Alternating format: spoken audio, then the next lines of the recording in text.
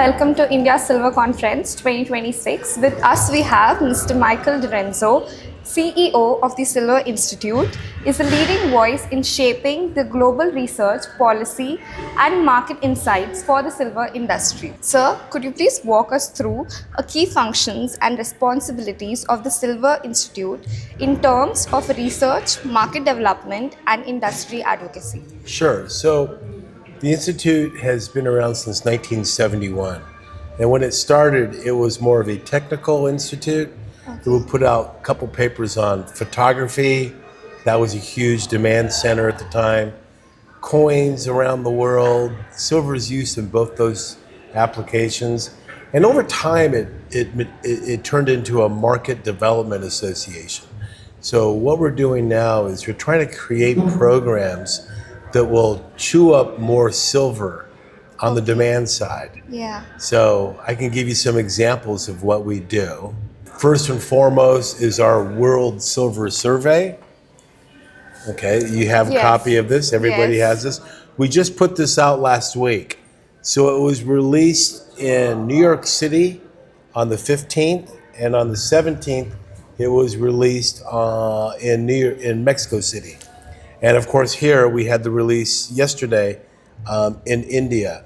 It is considered by many to be the most authoritative document annually on the global silver market. It covers all main sectors. It has an outlook section looking into this year and beyond. And the good news is we give these out. We put the PDF on our website. It's accompanied by a press release, and people seem to chew it up. We also do other reports, specific little market trend reports on other key functions of the silver market. So we'll look at the gold-silver ratio, and what does that really mean? We're taking a look this year at some of the silver flows that were kind of bottlenecked last year in early 2025. In New York City, and again in India in October for your holiday.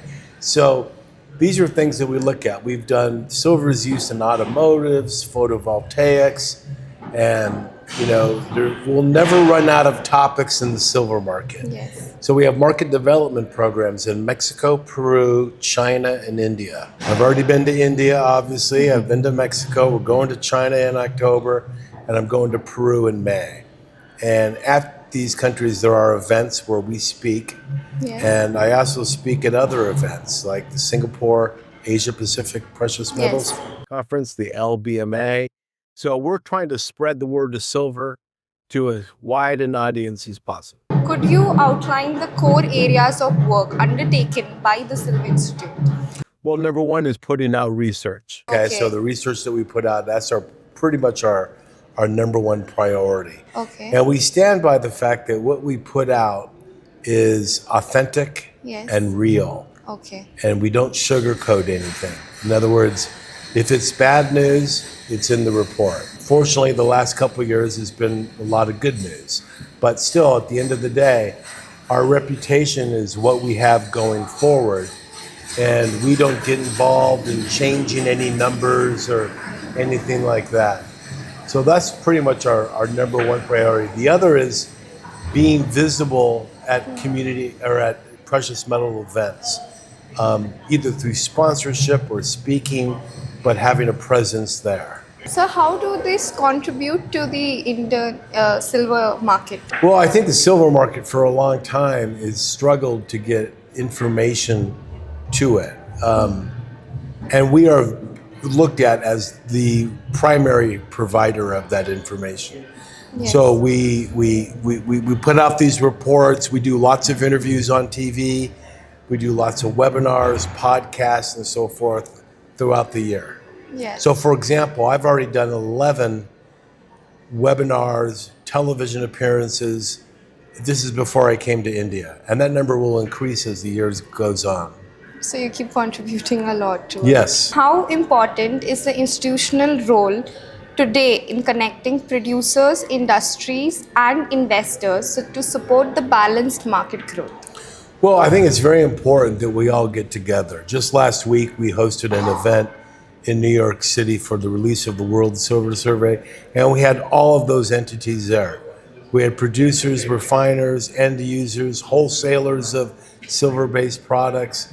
We had the banks, and we can get everybody into the same room at one particular time. Yes. It's a win-win for the industry. What are the biggest challenges that you see today in meeting the rising global demand for silver? Well, I just think, quite frankly, there are no new significant projects online. Yeah.